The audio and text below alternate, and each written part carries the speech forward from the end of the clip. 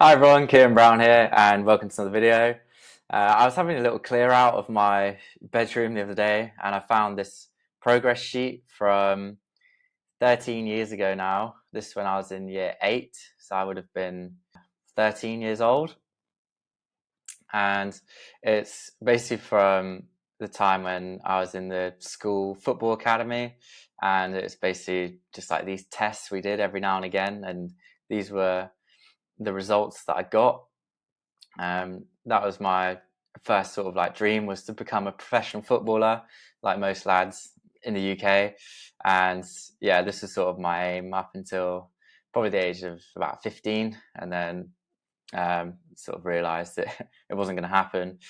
And on the left is like more of the technical sort of tests, control, passing, dribbling, that sort of thing.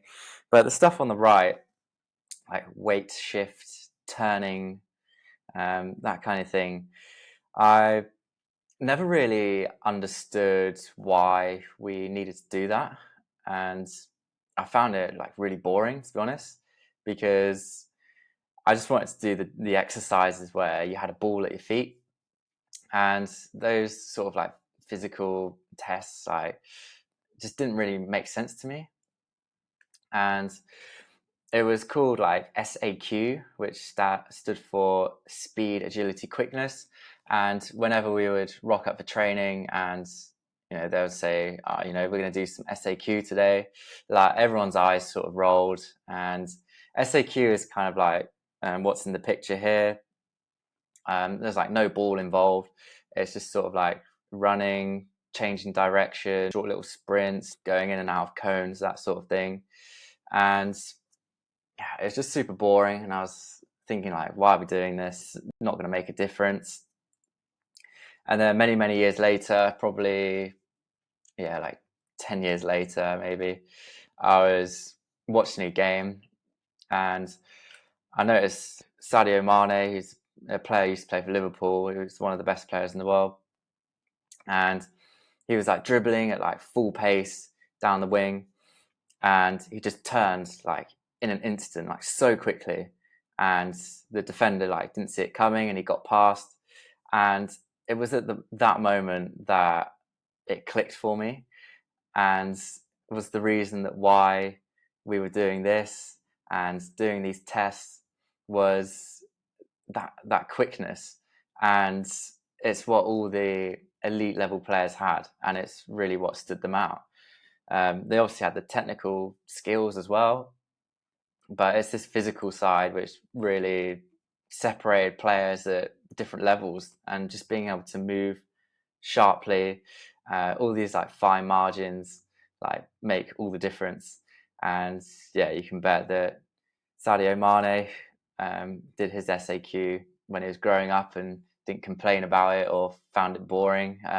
You just knew it's what needs to be done.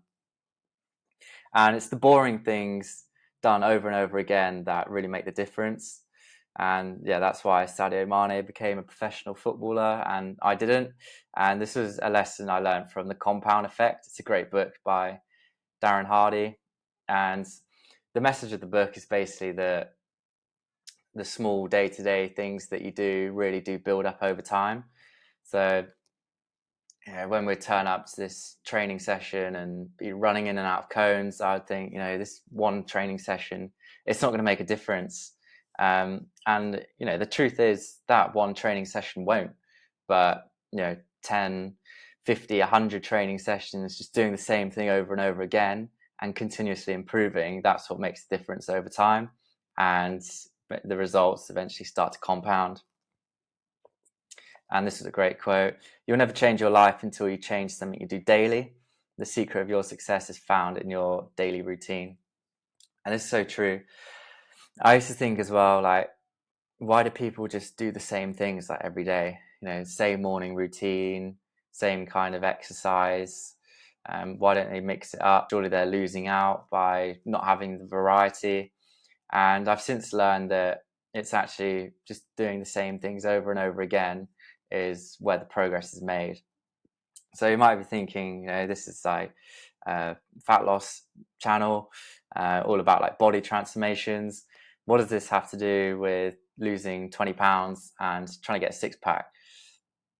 Well, just like one SAQ session for 13-year-old me didn't turn into a world beater. One day of good eating or one good gym session won't get you shredded. But if you repeat that like 90 times, then that's where the progress is really seen, and it will just compound and compound over time. But it's not 90 different meals or different workouts that you need to do. You don't need all this variety. It's just the same 3 meals every day and the same 3 workouts a week, just repeated over and over again. You know, you don't have to reinvent the wheel here. If the needle's moving in the right direction, then don't change it. And this was the exact workout program that I used to first get consistent in the gym.